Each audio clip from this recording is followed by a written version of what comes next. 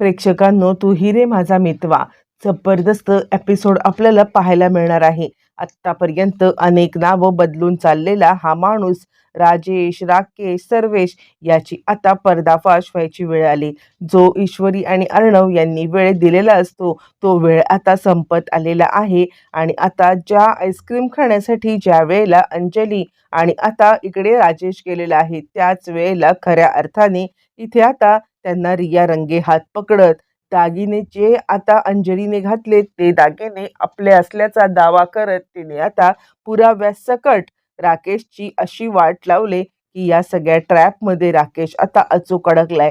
त्यातच आता दादाला मुळातच इकडे अंजली ओळखत असल्यामुळे त्यांनी आता आपला मित्र म्हणून ऑलरेडी ओळख करून दिली असल्या कारणाने आता विश्वास ठेवणं अंजलीला भाग पडत आहे. नक्की दादाने असं काय प्लॅन केलाय आणि तिकडे आईस्क्रीम खात असलेल्या राजेश आणि अंजली यांना कसं पकडत सत्याचा उलगडा कसा करत दागिन्यांची ओळख पटवत रियाने काय धमाका केलाय डायरेक्ट पोलिसांच्या ताब्यात देत पुढचा गेम झालेला आहे. नक्की काय घडलंय इकडे आता राजेश तिला सांगतो आहे, हे बघ मी जे सांगेन ना तेच तुला करायचं आहे. काहीही झालं ना तरी सुद्धा आपल्याला प्रॉपर्टीचे पेपर आता आपल्या ताब्यात असणं महत्त्वाचे आहे. यावरती ती सांगायला लागते, मी तर किती वेळा हा विषय काढतीये पण तो आता काहीच बोलायला मागत नाहीये. पूर्ण बदललाय चिंटू. म्हणजे आता चिंटूला ताई किंवा हे असं काही वाटत नाहीये. आणि हे सगळं सगळं घडलंय ना ते त्या ईश्वरीमुळे. मी त्या ईश्वरीला अजिबात सोडणार नाहीये. डायनिंग टेबलवरती सुद्धा आता पाहिलंत ना तिने आता कशा प्रकारे तुमचा अपमान केला. मला हा अपमान अजिबात सहन होत नाहीये असं म्हणत ती आता चांगलीच चिडलेली आहे. त्यावरती राजेश म्हणतो, अगं जाऊ दे, ह्या छोट्या मोठ्या गोष्टी होतच असतात, कशाला आपण याचा इतका विचार करायचा. मी विचार करत नाहीये आणि तू सुद्धा विचार करू नको असं म्हणत आता इकडे तो लगेचच तिला समजवतोय. बरं, हे सगळं चालू असताना तिकडे दादा आलेला आहे. दादा आल्यावरती तो आता सांगतो, काय कसं काय असं म्हटल्यावरती आता मात्र इकडे राजेश चांगलाच गडबडलेला आहे.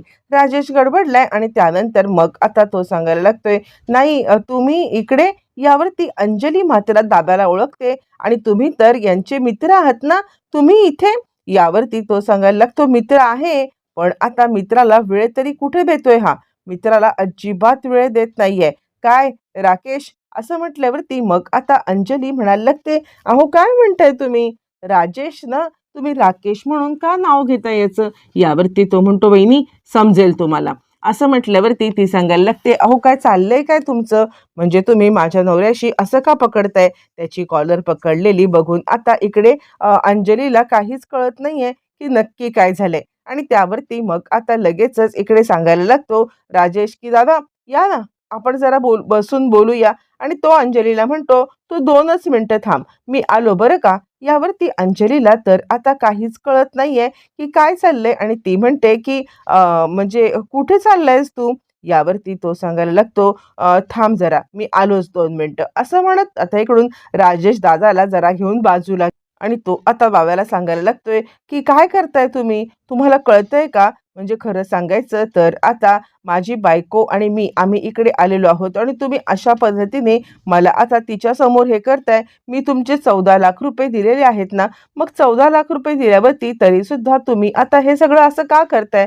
मी तुम्हाला म्हटलं ना की तुमचे उरलेले सुद्धा आता जे काही पैसे आहेत ते पैसे सुद्धा हळूहळू मी देणार आहे. मग असं असताना तुम्ही माझ्या बायकोच्या समोर येऊन हे सगळं का करताय.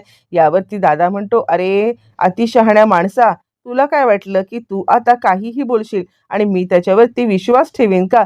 माझा फोन उचलत नाहीयेस, मला ब्लॉक करून टाकलेस आणि आता तू माझे पैसे देणार. यावरती तो म्हणतो, हे बघा, हे दागिने आहेत माझ्याकडे. यावरती आता मात्र इकडे दादा सावध झालाय, कारण आता हे दागिने जर का आपण एकट्यामध्ये घेतले तर मात्र उद्या हा फिरेल आणि आता अंजली समोर याचं खरं रूप येणार नाही. याच कारणासाठी दादा आता सांगायला लागतो, दागिने दागिने कुणाचे आहेत हे. यावरती तो लगेचच सांगायला लागतो, दागिने माझ्या बायकोचे आहेत. मी खरं तर माझ्या बायकोसाठीच दागिने केले होते, पण आता हे दागिने तू घे. हे दागिने घे आणि आता सध्या ह्याचे किती पैसे येतात ना ते बघ. ते पैसे आल्यावरती मग आता लगेचच तू ते दागिने विकून टाक असं म्हटल्यावरती ते दागिने आपल्या हातात घेतो. दागिने हातात घेतल्यावरती तिकडे आता रिया आलेली आहे आणि रिया ते दागिने आपल्या हाताने खिचकावून घेते आणि रिया सांगायला लागते, माझे दागिने आणि आता हा राजेश याच्यावरती मजा करणार का? असं म्हणत ती ते दागिने आपल्या हातात हिसकावून घेते. ज्या वेळेला ती ते दागिने आपल्या हातात हिसकावून घेते आणि त्याच वेळेला मग आता दादा इकडे सांगायला लागतो, हे दागिने तू कसे काय घेतलेस? यावरती ती सांगायला लागते, कारण हे दागिने माझे आहेत. असं म्हणत तिने आता ते दागिने हिसकावून घेतलेत. राजेश आता गडबडलाय आणि आता राजेश तिच्याकडे पाहतोय, एकदा दादाकडे पाहतोय, एकदा इकडे अंजली आपल्याकडे पाहते का, हे सगळं पाहतोय आणि राजेश आता पुरता गडबडलेला आहे प्रेक्षकांनो. राजेशला या सगळ्यामध्ये आता मात्र आपली चाल आपल्यावरती उलटी पडताना दिसत आहे आणि तो या सगळ्यामध्ये अडकलाय आणि त्याच वेळेला रिया आता सांगत आहे, बाद झालं. हे सगळं जे काही चाललंय ना, त्याच्यामध्ये आता मात्र माझे दागिने घेऊन तू आता मलाच अडकवायला निघाला होतास, ते काही नाहीये. तुला आता मी सोडणारच नाहीये. असं म्हणत ती चिडलेली आहे. आता तोपर्यंत हे सगळं चालू असताना तिकडे अंजली आले आणि काय चाललंय, आणि त्याच वेळेला मग आता इकडे रिया सांगायला लागते, हे जे तू हार घातलायस ना, हा हार सुद्धा माझा आहे. त्यावरती ती म्हणते, काय बोलतेस तू? यावरती ती सांगायला लागते, तुझा नवरा आत्ता इतके दिवस कुठे होता तुला माहिती आहे का? यावरती लगेचच ती सांगते, काय बोलतेस तू? तू त्या दिवशी सुद्धा आता आमच्या घरी आली होतीस ना? यावरती ती म्हणते, ओळखलंस तू मला? त्या दिवशी सुद्धा आता मी सर्वेश सर्वेश शोधत घरी तुमच्या आले होते, आठवतंय? यावरती अंजली म्हणते, हो मला आठवतंय, तू सर्वेशला शोधायला आली होतीस. पण आता सर्वेश नावाचं कुणीच आमच्या इथे राहत नव्हतं. त्यामुळे मी तुला सांगितलं होतं की सर्वेश असं कोणी नाहीये. यावरती मग ती सांगायला लागते, सर्वेश कोणी नाहीये कसं? हा काय, हा तुझ्या बाजूला तुझा नवरा म्हणून जो कोणी उभा आहे ना, हा सर्वेशच आहे. हा सर्वेश म्हणून मला आता भेटला. त्यांनी आता माझ्याकडून अनेक पैसे लुबाडले. पैसे तर लुबाडले, पण हे दागिने मी माझ्या लग्नासाठी केले होते, ते दागिने घेऊन आला. आणि लग्न लग्न कोणासोबत माहितीये का?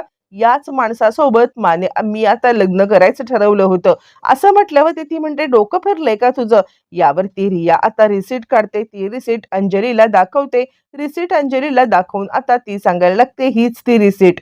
या रिसीटवरती बघ आता, हे मी दागिने केलेले आहेत. असं म्हटल्यावर ती अंजली आता मात्र इकडे राकेशकडे पाहते आणि राकेशकडे पाहत आता तिला काहीच कळायला मार्ग नाहीये. अचानकपणे हा सगळा काय प्रकार घडलाय? म्हणजे आता ती या सगळ्यामध्ये राजेशकडे पाहते, इकडे तिकडे तिला काही कळायलाच मार्ग नाहीये आणि त्यावरती मग आता लगेचच सांगायला लागते रिया, की हा ह्याचा धंदा आहे. ह्याचं एकच नाव नाहीये. याने आतापर्यंत अनेक नावं बदलत आतापर्यंत हा सगळा कारस्थान केलेला आहे.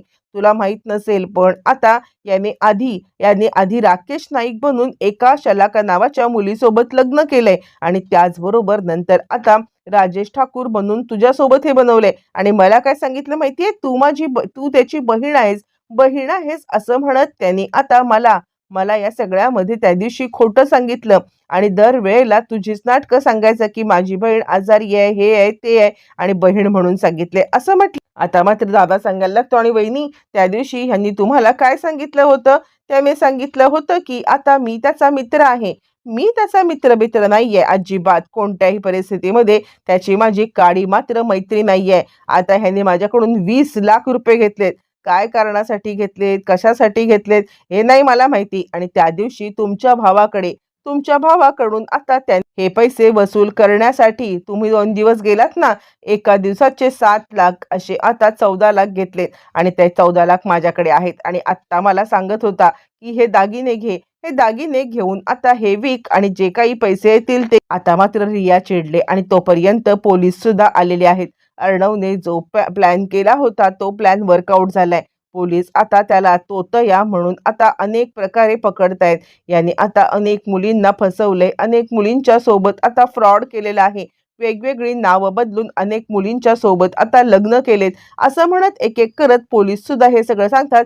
आणि रिया सांगते, ह्यानी मला फसवलंय, लग्नाचं आमिष दिलं, गोव्याला 8 दिवस माझ्यासोबत होता, पैसे पैसे माझ्याकडून नुसते पैसे वसूल करून घेतलेले आहेत आणि आता ह्याला सोडणार नाहीये. अंजलीताई, तुमच्या पाठीशी तुमचा आता भाऊ खंबीरपणे उभा आहे ना, म्हणून म्हणून या सगळ्यामध्ये तुम्हाला मात्र आता खूप चांगलं आहे. माझ्या पाठीशी ना कुणी आहे, ना भाऊ आहे, ना घरचे आहेत, म्हणून याचं फावलं. म्हणून हा मला फसवू शकला, पण तुमच्या भावाने योग्य तो प्लॅन करत तुम्हाला या सगळ्यामधून आता वाचवलेलं आहे.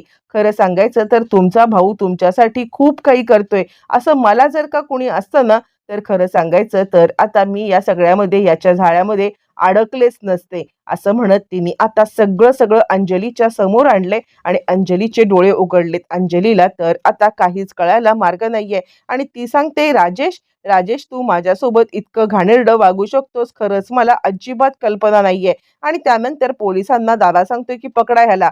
याने अनेक फ्रॉड केलेले आहेत आणि याच्या अनेक आयडेंटिटी माझ्याकडे आहेत." आणि तोपर्यंत अर्णव आणि ईश्वरी ह्या दोघांनी प्लॅनिंग करत या सगळ्याला पकडलंय आणि तोपर्यंत घरचे सगळे तिकडे आलेले आहेत. हाच अर्णव आणि ईश्वरी यांचा प्लॅन असतो, की याचं घाणेरडं रूप आता सगळ्यांच्या समोर आणण्याचा आणि फायनली ते झालेलं आहे. अंजलीचे तर डोळे उघडलेत आणि अर्णव आणि ईश्वरी यांचे 48 तास पूर्ण व्हायच्या आधी राजेश पकडला गेला.